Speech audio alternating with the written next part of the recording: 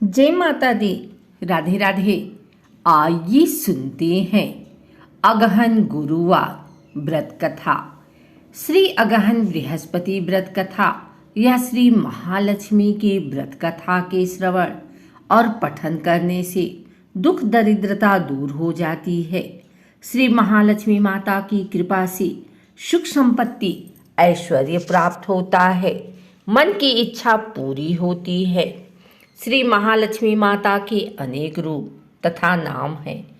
भूतल में वे छाया, शक्ति, तृष्णा, शांति, जाति, लज्जा, श्रद्धा, कांति, वृत्ति, स्मृति, दया, दृष्टि, माता, अधिष्ठात्री एवं लक्ष्मी के रूप में स्थित हैं। उन्हें प्रणाम करते हैं। कैलाश पर्वत पर पार्वती, क्षीर सागर में सिंधु कन्या, स्वर्गलोक में महालक्ष्मी, भूलोक में लक्ष्मी, ब्रह्मलोक में सावित्री, ग्वालों में राधिका, वृंदावन में रासेश्वरी, चंदनवन में चंद्रा, चंपकवन में गिरजा, पद्मवन में पद्मा, मालती वन में मालती, कुंदन वन में कुंदंती, केतकी वन में सुशीला, कंद वन में कंदमाला, राजा प्रसाद में राजलक्ष्मी और घर घर में गृहलक्ष्मी इन विभिन्न नामों से पहचानी जाती हैं। इस तरह सर्वथा चारों ओर सर्वभूत में सुपरिचित माता श्री महालक्ष्मी की यह कथा है। अब हम आप इसका श्रवण पठन करेंगे। भारतवर्ष के सौराष्ट्र देश में द्वापर युग की यह कहानी है। सौराष्ट्र में उस समय भद्रश्रवा नाम के राजा थे।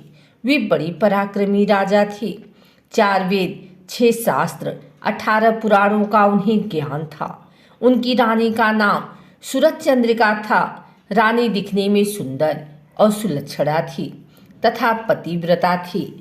उन दोनों को 7 पुत्र तथा उसके बाद एक कन्या का वरदान मिला था। कन्या का नाम सांबाला था। एक बार महालक्ष्मी जी के मन में आया कि जाकर उस राजा के राजप्रसाद में रहें। इससे राजा को दुगनी धन दौलत की प्राप्ति होगी और वह इस धन दौलत से अपनी प्रजा को और सुख दे पाएगा। गरीब के घर अगर रहें और उसे धन दौलत प्राप्त हो तो वह स्वार्थी की तरह केवल अपने ऊपर ही खर्च करेगा। यह सोचकर श्री महालक्ष्मी जी ने बूढ़ी ब्राह्मण स्त्री का रूप धारण किया। हाथ में लाठी लिए लाठी के सहारे रानी के द्वार तक पहुंची। यद्यपि उन्होंने बूढ़ी औरत का रूप धारण किया था, पर उनके चेहरे पर देवी का तेज था। उन्हें देखते ही एक दासी सामने आई। उसने इनका नाम धाम कामधन पूछ डाला। वृद्ध ब्राह्मणी का रूप धारित माता लक्ष्मी ने कहा, बालिके, मेरा नाम कमला है। मेरे पति का नाम भुवनेश है। हम द्वारिका में रहते हैं। तुम्हारी रानी पिछले जन्म में एक वैश्य की पत्नी थी।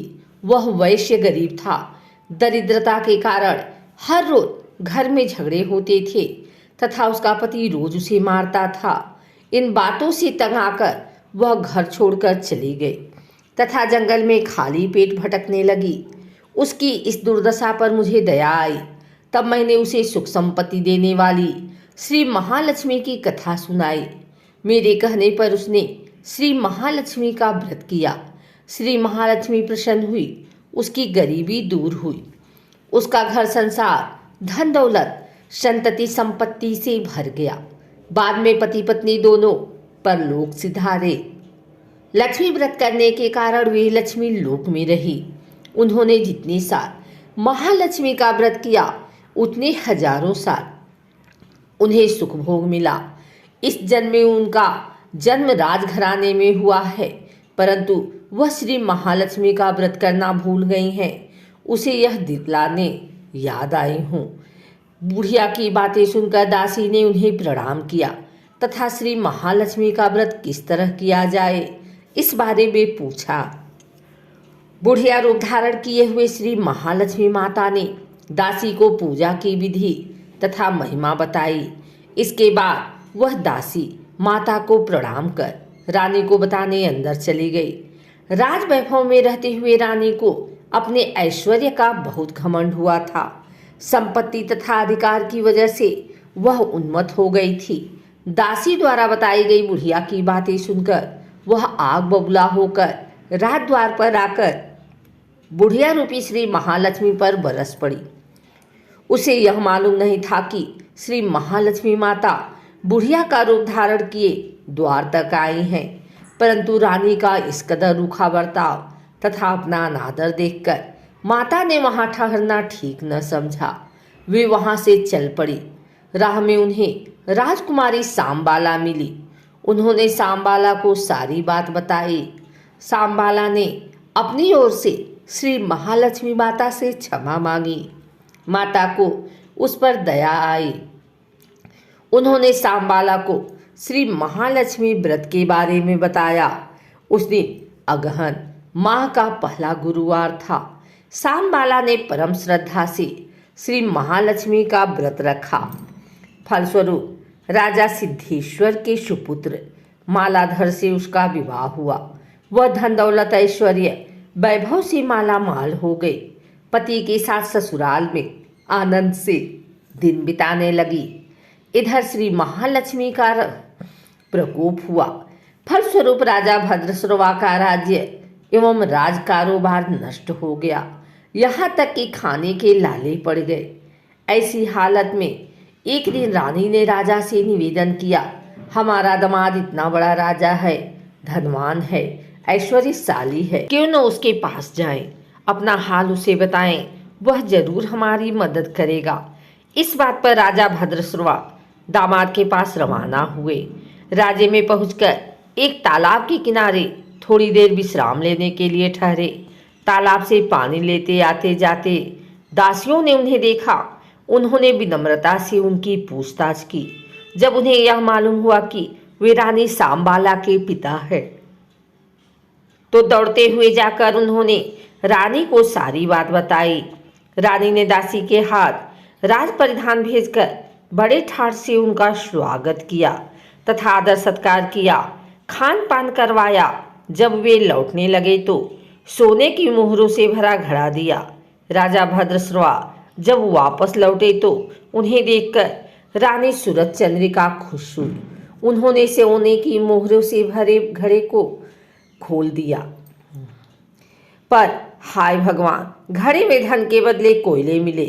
यह सब श्री महालक्ष्मी के प्रकोप से हुआ।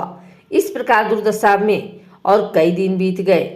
इस बार रानी स्वयं अपनी कन्या के पास गई। वह दिन अगहन माह का अंतिम गुरुवार था। सांबाला ने श्री महालक्ष्मी का व्रत किया, पूजा की, अपनी माता से भी व्रत करवाया। इसके बाद रानी अपने घर आई। श्री महालक्ष्मी का व्रत रखने पर उसे फिर से अपना राजपाट, धन दौलत, ऐश्वर्य प्राप्त हुआ। वह फिर से सुख शांति आनंदमय जीवन बिताने लगी। कुछ दिनों बाद राजकन्या सांबाला अपने पिता के घर आई। उसे अपने घर देखकर सूरज चंद्रिका को पुरानी बातें याद आई। यह कि सांबाला ने अपने पिता को घड़ा भर कोयला दिया था और उसे तो कुछ भी नहीं दिया था। इसी कारण सांबाला को पिता के घर आने पर उसका कोई आदर आतिथ्य नहीं हुआ, बल्कि अनादर हुआ। पर उसने इस बात का बुरा नहीं माना। अपने घर लौटते समय उसने पिता के घर से थोड़ा नमक ले लिया। अपने घर लौटने पर उसके पति ने पूछा, अपने मायके से क्या लाई हो? इस पर उसने जवाब दिया, वहाँ का सार लाई हूँ। पति ने पूछा, इसका मतलब क्या हुआ है?